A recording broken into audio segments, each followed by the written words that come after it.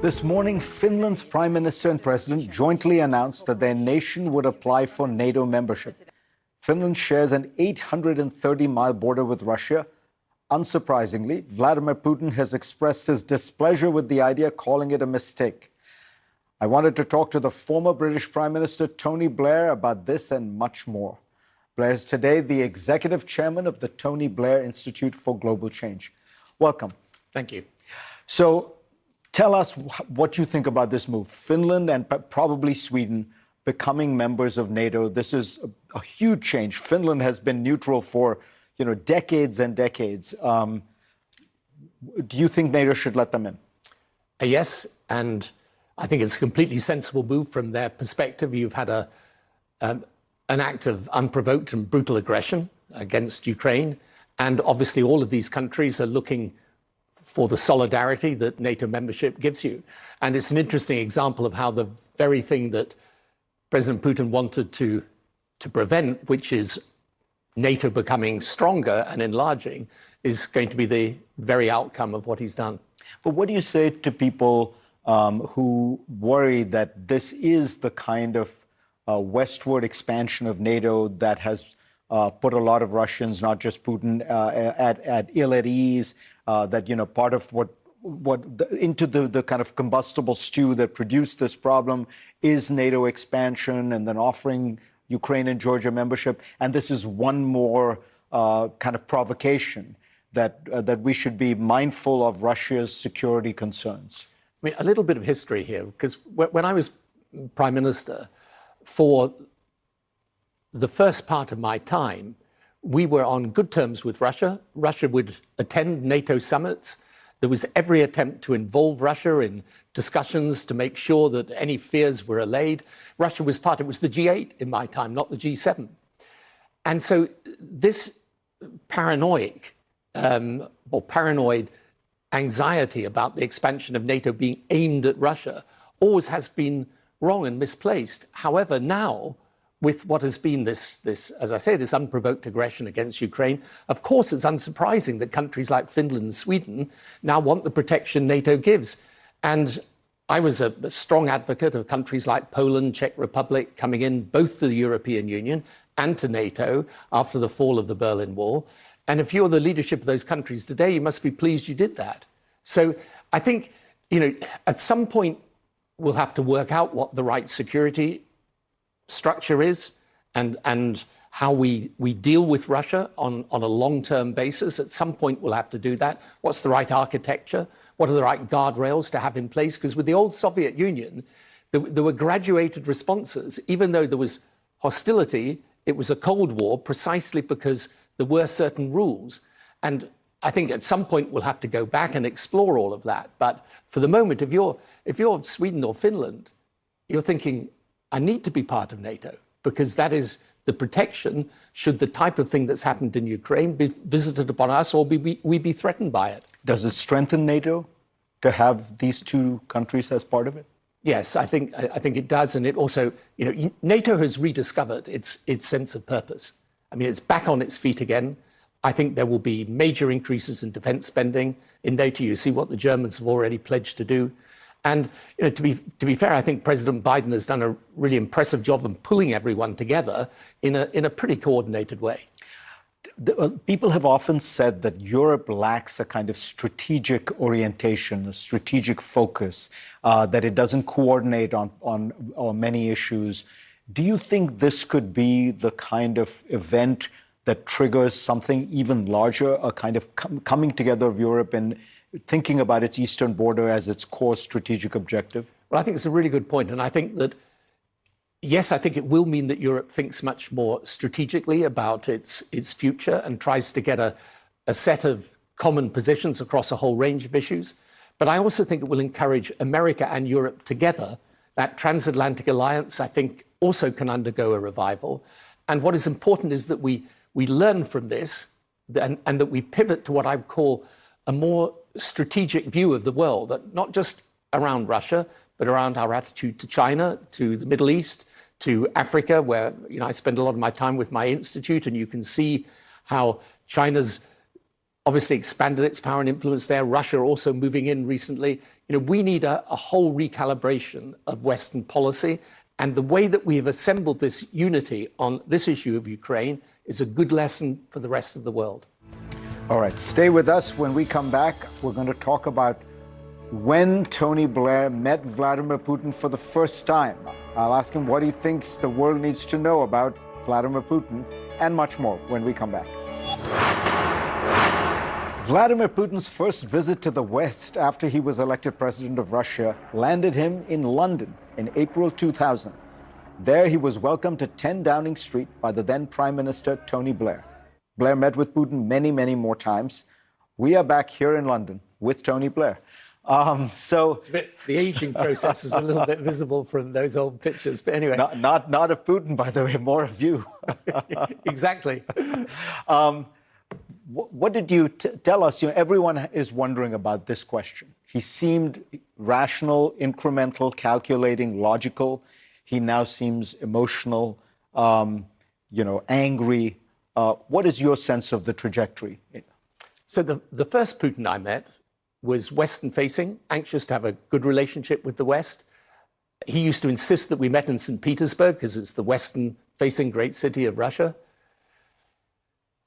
Then I think he found the challenges of reform and change in Russia too great, and he decided to consolidate power in a more autocratic way and then become a Russian nationalist.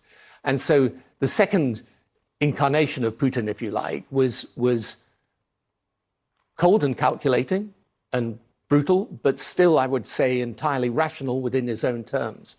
The anxiety I think everyone has is that he's now completely detached from reality, surrounded by people who won't tell him the truth. And this is why this, incredible miscalculation. Right. Leave aside the wickedness of it. The miscalculation strategically and in every possible way has been enormous. How he could ever have thought, anyone who knows Ukraine, and we both know Ukraine, anyone who knows it, knows that there was never any question of Ukrainians agreeing to be subjugated to Russia in this way. So I think that's the worry. The trajectory has been away from a reforming, Western-oriented leader who could have allowed Russia to become part of the West. People even used to talk in the old days. I'm talking those times when I was there then. People were even talking about, could Russia become a member of the European Union? That's right. Was there a way Russia could be accommodated literally within the structures of NATO?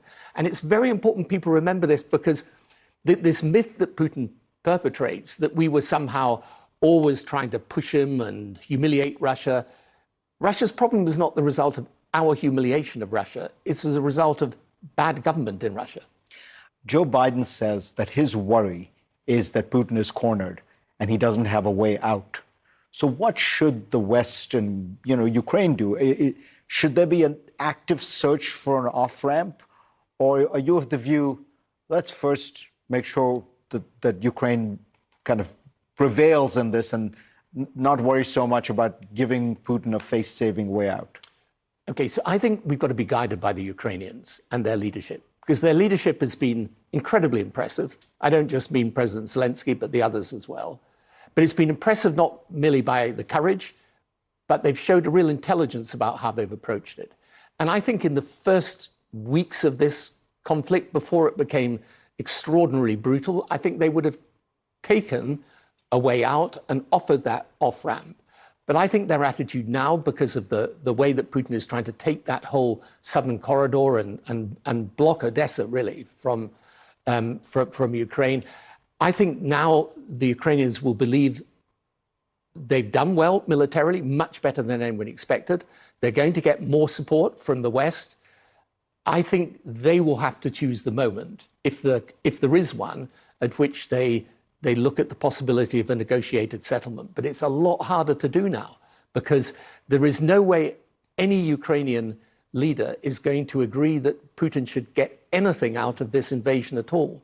Now, I do think there are larger issues, we were talking about them before, around what is the type of security infrastructure, architecture rather, we need for the future relationship with Russia. But I don't favor pushing the Ukrainians into a premature negotiation, just as I wouldn't hold them back if they consider there is an optimum moment, maybe after the summer months. And then you get to the game of what does the West ask for in return for the relaxation of sanctions, which is presumably one of the key Russian demands is going to be. And it just strikes me that this is going to go on for a long time. That again, one of Putin's miscalculations is I don't think this somehow magically all disappears. These sanctions have been put in place, the energy depend. The West is going to take its time rolling this back. So would you agree we're looking at a new world and that this is not going to get resolved in years? Yeah, I mean, 100%. And the thing is, you've got the sanctions, the actual legally enforceable sanctions, but then you've got a couple of other things. You've got, first of all, the fact that there's no one going to do business with Putin. And I think, is it 1,000 companies have withdrawn from Russia? I don't think they're going to go back in whilst Putin remains in power. So that isolation, which is as much voluntary as it is mandated, will remain. And the second thing is that Europe, I mean, it's learnt its lesson now. It will change its energy policy fundamentally to release itself from dependence on Russian oil and gas. Now, it may take some time in the case of gas and so on and so forth, but that's going to happen. It's absolutely inevitable because no one will want to be in a position, again, where there's any question of having a conflict between what you need to do and your dependence on Russian energy. All right, before I let you go, I have to ask you, you were so instrumental in bringing stability to Ireland, to Northern Ireland. What does it mean that you now have a party in power there that in some ways is part of the old hope of a united Ireland? Is there now a possibility that Ireland and Northern Ireland will be united? Well, it's back on the agenda, let's say, in a way that it wasn't before. But the key immediate thing, because that's a whole longer term play, the key immediate thing is to get this dispute between the UK and the European Union resolved. It's very, very damaging. It really arises out of the fact that the UK entered into an agreement back in October 2019 that it doesn't really want to keep to. And unsurprisingly, the Europeans are saying you do have to keep to it.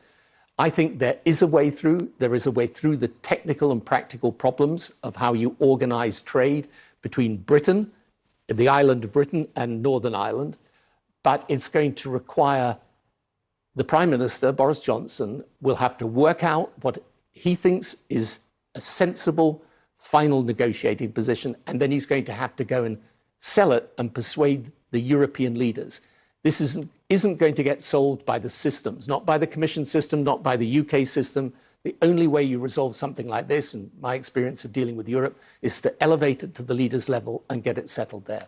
One more example of the damage to Britain that Brexit has caused.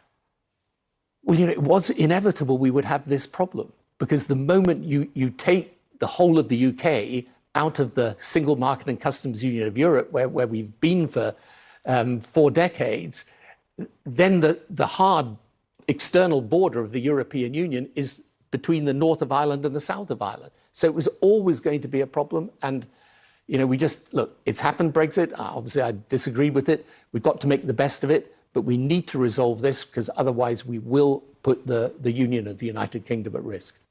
Tony Blair, always a pleasure. Thank you. Next on GPS, Putin's war in Ukraine is, of course, not the only crisis facing the world. I will talk about COVID, the economy, much more with a terrific panel when we come back.